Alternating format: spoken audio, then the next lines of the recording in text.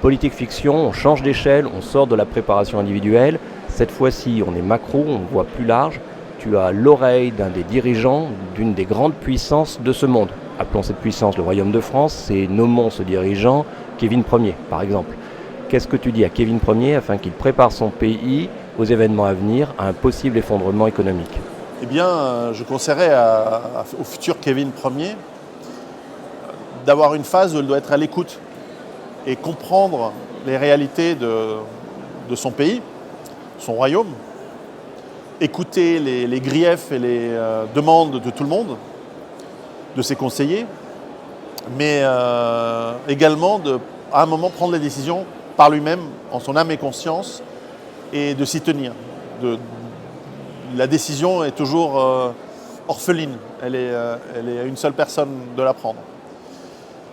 Après, la réalité du futur vers laquelle le Royaume de France va aller, dans le monde globalisé qui risque de changer radicalement par l'effondrement surtout de l'empire que sont les États-Unis aujourd'hui et de leur hégémonie qui disparaît, le monde risque d'être beaucoup plus difficile et chaotique qu'il ne l'a été ces dernières décennies ou ce dernier siècle. Il risque d'être beaucoup plus brutal, beaucoup plus violent. Et donc je pense que Kevin Ier doit apprendre à être également un chef, un leader, comme on dit en anglais, un chef d'homme, un chef peut-être même militaire, important. Je crois que si le royalisme existera dans le futur, il ne sera pas un royaume comme existe peut-être aujourd'hui encore dans de nombreux pays en Europe, où les rois ou les reines sont effacés, sont finalement soumis au parlementarisme et à la démocratie. Je pense que ça va s'inverser, ou ça doit s'inverser, et que nous allons avoir des rois, peut-être des reines, à cheval sur leur véhicule blindé, mener l'armée pour récupérer des territoires perdus, ou mater des rébellions, ou reconquérir des zones de non-droit, et ça c'est nécessaire. Donc cette virilité qu'il aura apprise par ses métiers précédents, il va pouvoir l'utiliser sur le terrain. Donc il doit incarner, il doit aussi mettre au pas, je présume, les parlements, c'est-à-dire leur dire « votre mission est de me conseiller, de m'arrêter dans mes erreurs, mais en tout cas pas de faire toute la politique, j'ai aussi mon mot à dire ». Mais concrètement, là Pierrot, tu as une opportunité rare, tu peux conseiller un grand dirigeant de ce monde. Alors qu'est-ce que tu lui dis sur le plan nucléaire? Tu lui dis relance le programme nucléaire, dégage les gauchistes des sites d'enfouissement, il nous les faut ces sites, il nous faut les centrales. Tu lui dis quoi en géopolitique? Tu lui dis dénonce les traités? Aujourd'hui. Ouais. Très bien. Pour nous, il prend le pouvoir l'année prochaine, Kevin. Très bien. Alors, dès la prise du pouvoir, je conseille la souveraineté immédiate de la nation par la séparation et le renoncement de tous les traités, de tous les accords militaires, commerciaux et économiques avec tous les pays, y compris les voisins, qui seront renégociés si nécessaire, remis en place si nécessaire, dans l'intérêt du peuple du Royaume de France. Et ceux qui ne seront pas d'accord peuvent être exilés, peuvent être mis aux travaux forcés. Je pense qu'il doit y avoir une période difficile imposée à une partie de la population qui n'accepterait pas ce qui sera bon à long terme pour elle. Je le conseillerais également de travailler sur au-delà de la souveraineté, l'autonomie du pays, l'autonomie énergétique, alimentaire, surtout, que ce sont des éléments stratégiques, la remise en place de frontières, une mise en place d'une armée de citoyens libres, armés et fidèles. Donc au début, c'est un petit groupe probablement, mais qui aura vocation à grandir. Et petit à petit, de retransformer le Royaume de France, non pas dans ce qu'a été la France dans le passé, mais dans une nouvelle France qui reflète les réalités d'aujourd'hui ou de demain, mais certainement beaucoup plus autonome, beaucoup plus libre et souveraine. Et si ça veut dire que la population aura moins de richesses, moins de prospérité à court terme, eh bien c'est le prix à payer. La France a déjà traversé des périodes difficiles dans le passé. Ça a été et ça pourrait encore être un immense pays, une immense nation.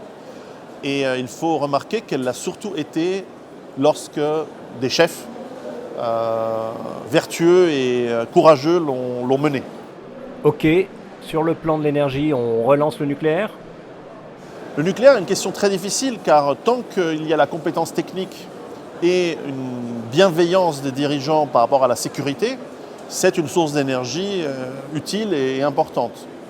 Si cette compétence technique et si la bienveillance n'est plus là, ce qui est en train d'être le cas dans la France de 2018, les risques sont grands.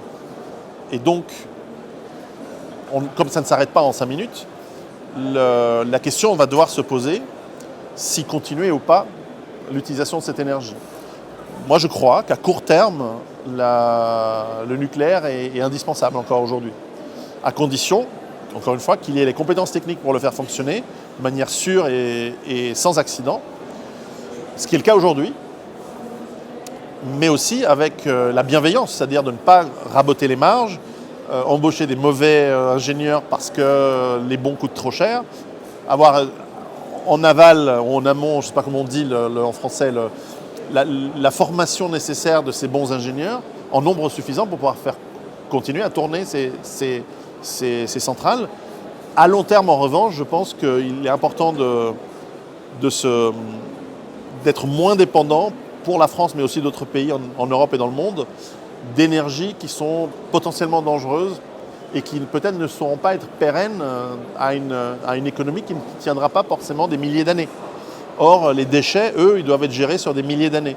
Donc, peut-être se rendre moins dépendant par des besoins plus modestes en électricité, en transport, Alors aujourd'hui, ça n'a pas l'air d'être le cas, malheureusement. Mais je crois que là aussi, il faut un leader courageux qui puisse dire à la population « je vous promets des larmes, de la transpiration et peut-être du sang, mais c'est pour votre bien et c'est pour le bien des générations futures. Donc faisons des sacrifices maintenant. » Alors je vous avoue, ce n'est pas facile à mettre en place à mon avis.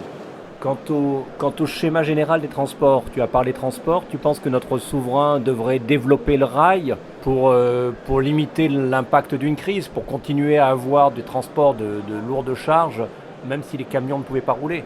Ou peut-être penses-tu qu'il faut monter la fiscalité sur les carburants pour que les gens cessent d'utiliser massivement leur voiture ou qu'ils deviennent conscients de leur dépendance à l'automobile?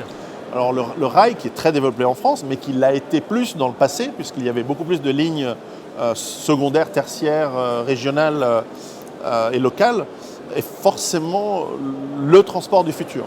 Car si nous allons, comme les experts semblent le montrer de plus en plus, vers des pénuries de carburant dans le futur, dans les années très proches, il faudra bien que le commerce, le transport de marchandises, aujourd'hui 99% des gens habitent dans des villes et sont nourris par 1% d'agriculteurs, il faudra bien transporter et le rail reste le moyen le plus efficace, mais aussi pour des gens qui travaillent, on ne peut pas immédiatement changer les lieux d'habitation et les lieux de travail pour qu'ils soient tous proches. Donc il va falloir encore utiliser des transports, on va dire, publics. Après, ma philosophie personnelle n'est pas celle d'un État omniprésent, extrêmement grand et extrêmement fort. On peut très bien concilier une monarchie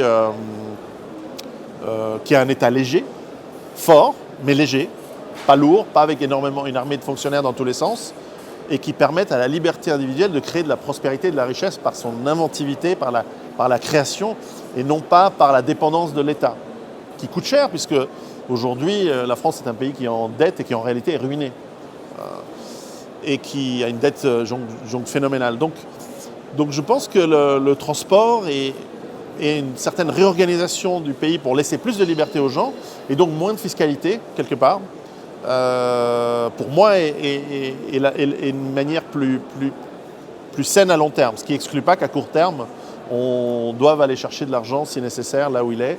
Mais après tout, il y a énormément de ressources qui ne sont pas utilisées, qui pourraient être utilisées par la recomposition des énergies des gens, si elles savent que l'entrepreneur qui monte une entreprise ne sera plus taxé à 50% de son travail, alors qu'il crée de la richesse, il crée la seule richesse du pays, et il est taxé de manière énorme et confiscatoire.